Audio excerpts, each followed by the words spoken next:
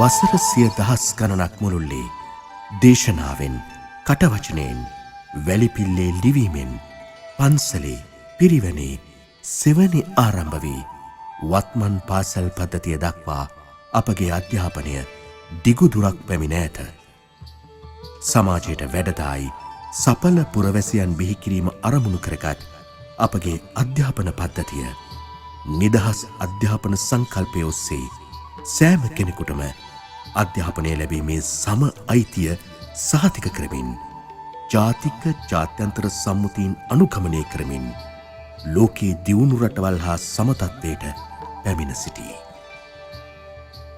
පහසුකම් මතින් දියුණුවන රටක මට්ටමේ සිටියද සාක්ෂරතාව අතින් ආසියානු කලාපයේ ප්‍රමුඛ ස්ථානයට පත්ව ඇති අපගේ අධ්‍යාපන ක්‍රමයට මෙම සියවසේ මුහුණ දීමට ඇති අභියෝගය නම් සීමිත සම්පත් ඵලදායීව යොදා ගනිමින් ඉහළ ගුණාත්මක භාවයෙන් යුතු අධ්‍යාපනයක් සිසු පරපුර වෙත ලබා දීමයි. මෙම අභියෝග ජයගත හැකි වන්නේ අධ්‍යාපනයේ ගුණාත්මක භාවය කෙරෙහි ඍජුව බලපාන අධ්‍යාපන සේවා විධිමත්ව හා අඛණ්ඩව සැලසුණහොත් පමණකි.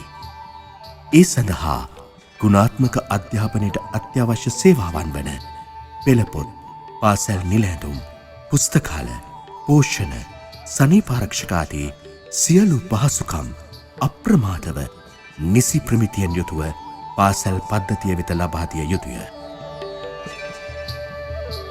මෙම ජාතික අවශ්‍යතාව හඳුනාගත් ජාතියේ නියමු අතිගරු ජනාධිපති මහින්ද රාජපක්ෂ මැතිතුමා විසින් මහින්ද චින්තන ඉදිරි දැක්ම යථාර්ථයක් කරමින් ශ්‍රී ලංකාව ආසියාවේ දැනුම් කේන්ද්‍රස්ථානයක් බවට පත් කිරීමේ සැලසුමේ මුල් පියවරක් ලෙස අධ්‍යාපනය බලාත්මක කිරීමේ අරමුණින් අධ්‍යාපන සේවා සඳහා වෙනම අමාත්‍යංශයක් පිහිටුවීමට කටයුතු සම්පාදනය කෙරිණි.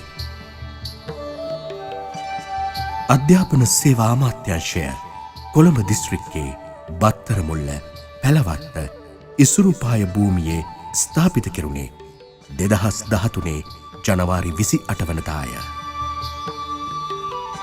අතිගරු ජනාධිපතිතුමන්ගේ ආශිර්වාදයෙන් ලංකාවේ ලාභාලතම කැබිනට් අමාත්‍යවරයා ලෙස දුමින්ද දිසානායක මැතිතුමා වෙත මෙම නව අමාත්‍යංශයේ වගකීම බාර කෙරිණ.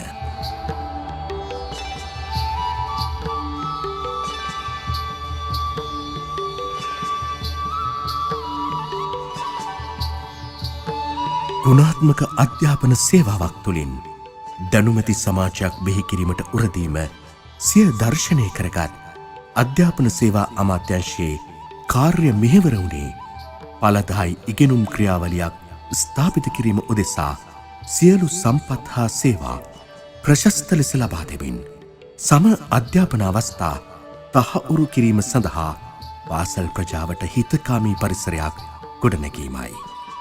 අපගේ ඉදිරි දැක්ම හා මෙහෙවර ඉටු කිරීම උදෙසා අප අමාත්‍යංශය වෙත පැවරුණු කාර්යභාරය මෙසේයි.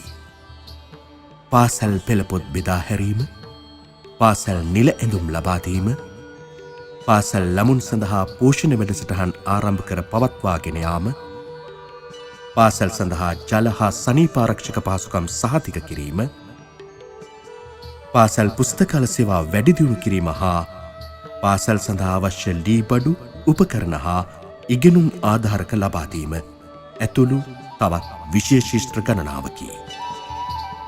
අධ්‍යාපන අමාත්‍යාංශයෙන් අධ්‍යාපන සේවා අමාත්‍යාංශය වෙන් කරලා පිහිටවලා තියෙන්නේ දැනුමේ කේන්ද්‍රස්ථානයේ බවට ශ්‍රී ලංකාව ගෙන යාමේදී ඒ සඳහා ශක්තියක් ඇති කිරීමේ අරමුණේ.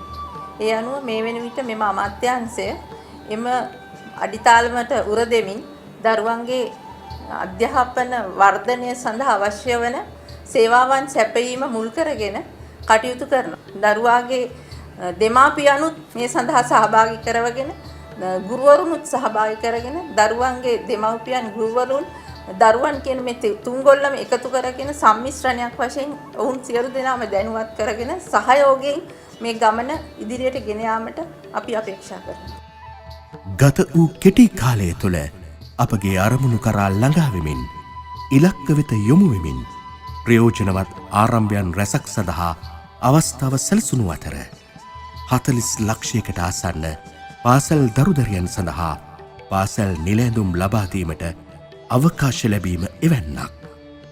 මෙහිදී ආනයනික රෙදි වෙනුවට දේශීය නිෂ්පාදකයන් වෙතින් රෙදි මීටර් මිලියන 11.2ක් මිලදී ගනු ලැබුවේ ප්‍රමිතිය සඳහා ශ්‍රී ලංකා පේශකර් මහා ඇඟලුම් ආයතනයේ ඍජු අධීක්ෂණය යටතේය. මෙහි වටිනාකම රුපියල් මිලියන 2000කට අධිකය. නිසි ගුණාත්මක භාවයෙන් යුතු පෙළපොත් කට්ටල මිලියන 37ක් කලට වේලාවට පාසල් සිසුන් අතට පත් කරන්නට අපට අවකාශ ලැබුණා. කෙටි කාලයක් තුළ අප ලැබූ සාර්ථකත්වය පදනම් කරගනිමින් සැකසුණු අපේ ඉදිරි සැලසුම් වන්නේ දැනට ලබාගත් වර්ධනයන් අඛණ්ඩව පවත්වා ගනිමින් වඩාත් ඵලදායී සේවාවක් ස්ථාපිත කිරීමයි.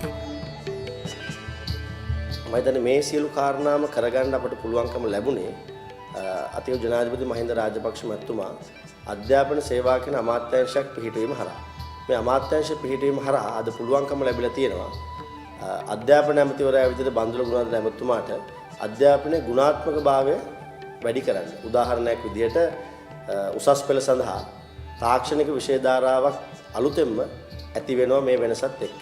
ඒ වගේම අධ්‍යාපන සේවා අමාත්‍යාංශයේ විදිහට අපට පුළුවන්කම ලැබිලා තියෙනවා. කලට වේලාවට ඒ දරුවන්ට අවශ්‍ය කරන පහසුකම් ටික සියල්ලම ලබා දෙන්න. විශේෂයෙන් අපි දන්නවා හුදකලා පාසල් ගණයට ලක්ෂ 40ක් ඉන්න පාසල් දරුවන්ගෙන් ලක්ෂ 7ක් අයිති වෙනවා. ඉතින් මේ ලක්ෂ 7ක් දරුවන්ට අතිරේක නිල ඇඳුමක් ඒ වගේම පාවහන් යුගලක් ලබා දෙන්න ඉතිහාසයේ පළවෙනි වතාවට අතිගරු ජනාධිපති මහින්ද රාජපක්ෂ මහත්මයා සූදානම් කරලා තියෙනවා. අධ්‍යාපන සේවා අමාත්‍යාංශයේ විදිහට අපි ඉදිරි කාලය තුළ බලාපොරොත්තු වෙනවා අතිගරු ජනාධිපති මහින්ද රාජපක්ෂ මහත්මයාගේ නායකත්වයෙන් එතුමා කීප විටක්ම මතක් කරලා තියෙනවා දරුවන් රක්ෂණය කරන්න ඕනේ, දරුවන් රැක ගන්න ඕනේ කියලා. මේ රක්ෂණ ක්‍රමයක් අපි ශ්‍රී ලංකා රක්ෂණ සංස්ථාවත් සමග මේ වෙනකොට සාකච්ඡා කරමින් යනවා. අතිගරු ජනාධිපති මහින්ද රාජපක්ෂ මහත්මයා ආසියාවේ ආශ්චර්ය බවට ලංකාව පත් කරනකොට ඒ ආශ්චර්යයේ නායකයෝ බවට පත් වෙන්න ඉන්නේ. එහෙම නැත්නම් ඒ ආශ්චර්ය ඉදිරියට පවත්වාගෙන යන්න ඉන්නේ මේ දරුවෝ ටික නම් මේ දරුවෝ ටික පාසල් කාලෙම සදාචාර සම්පන්න යහ පැවැත්මක් තියෙන යහ ගුණයක් තියෙන ඒ වගේම අපේකම තියෙන දරුවෝ පිරිසක් බවට පත් කරගන්න ඕනේ. ඒ සඳහා නායකත්වය ලබා දෙන්න අධ්‍යාපන සේවා අමාත්‍යාංශය අපි සූදානම්ින් ඉන්නවා. ජාතික ප්‍රතිමානවලට අනුකූලව පාසල් සනීපාරක්ෂක පහසුකම් සම්පූර්ණ කිරීමට අපගේ සැලසුම් අතර වෙනවා. එමෙන්ම ළමයෙකුට පෝෂණීය දිවා ආහාර සහ දියර කිරි වීදුරුවක් ලබා දීමේ ජාතික වැඩසටහන ඔස්සේ පාසල් සිසුන්ගේ පෝෂණ තත්ත්වය ඉහළ නැංවීමද මන්ද පෝෂණ අනුපාතය 17% සිට 15% දක්වා අඩු කිරීමද අපගේ අපේක්ෂාවයි. පානීය ජල පහසුකම් වර්ධනය කිරීමද අපගේ සැලසුම් අතර වනවා. ගරු ඇමතිතුමාගේ සංකල්පයක් අනුව හඳුන්වා දුන් විද්‍යුත් පුස්තකාල හරහා සිසුන්ගේ කියවීමේ නැඹුරුතාව වර්ධනය කිරීමටද පාසල් පුස්තකාල වැඩි දියුණු කිරීමටද සැලසුම් සකස් කර තිබෙනවා. ජාතික සාහිත්‍ය මාසය තුළ දුෂ්කර පළාත්වල පාසල් පුස්තකාලවලට පොත් ලබා දීමට මහජනතාව දැනුවත් කිරීම සඳහා දැයට පොතක් වැඩසටහන ක්‍රියාවට නැගුණේද ඇමතිතුමාගේ අදහසක් අනුවයි. කියවීමේ මාසය තුළ මහජනතාවගේ කියවීමේ රුචිය පිළිබඳ සමීක්ෂණයක් පැවැත්වීමටද කටයුතු කෙරුණා. දුෂ්කර හා හුදකලා පාසල් දරුවන් 7 ලක්ෂයක් සඳහා පාවහන් සහ අතිරේක නිල ඇඳුම් ලබා දෙමින් පාසල් පැමිණීම 90% දක්වා වර්ධනය කිරීමටද පාසල්වල ප්‍රියමනාප පරිසරයක් ගොඩනගා ගැනීම සඳහා සහාය වීමටද අපේක්ෂිතයි.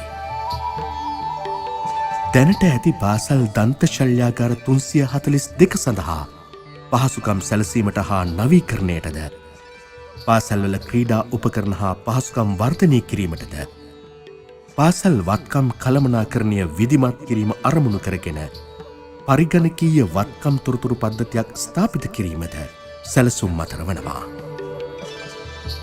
පිරිවෙන් 750ක් සඳහා සම්පත් වැඩි දියුණු කිරීමටද පාසල් නේවාසිකාගාර 180ක් සඳහා පහසුකම් ලබා දීමටද කටයුතු කරගෙන යනවා. අතිගරු ජනාධිපතිතුමාගේ සංකල්පයකට අනුව හඳුන්වා දුන් ළමා මිතුරු පාසල් සංකල්පය ඉදිරියට ගෙන යමින් පාසලේ පහසුකම් වර්ධනයටද රජය විසින් අලුතෙන් හඳුන්වා දුන් තාක්ෂණික විෂය ධාරාව ප්‍රවර්ධනයට අවශ්‍ය සේවාවන් ලබා දීමටද අපේක්ෂිතයි. සෞන්දර්ය පහසුකම් වැඩි දියුණු කරමින් සංවේදී රසවින්දනාත්මක පරිසරයක් සැකසීම සඳහා සියලු පහසුකම් ලබා දීමටද අපේක්ෂිතයි. මෙසේ අතිකරු ජනාධිපතිතුමාගේ උපදෙස් හා ගරු ඇමතිතුමාගේ මඟ පෙන්වීම ඔස්සේ වැඩසටහන් රාශියක් කරහා අපගේ අමාත්‍යංශයේ අරමුණු සාර්ථකව ඉටු කර ගනිමින් මහින්ද චින්තන ඉදිරි දැක්ම යථාවක් කරමින් ගුණාත්මක අධ්‍යාපනයක් සඳහා අවශ්‍ය සේවා සලසමින් නිදහස් රටක දහස් තුරක් යාමට අපගේ සිසු පරපුරට සවියක් වීම අපගේ අපේක්ෂාවයි.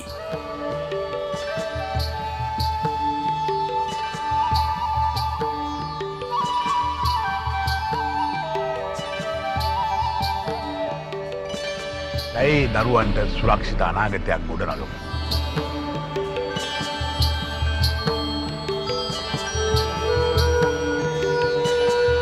අධ්‍යාපන සේවා අමාත්‍යාංශය නිදහස් රටක් දහස් තුරක්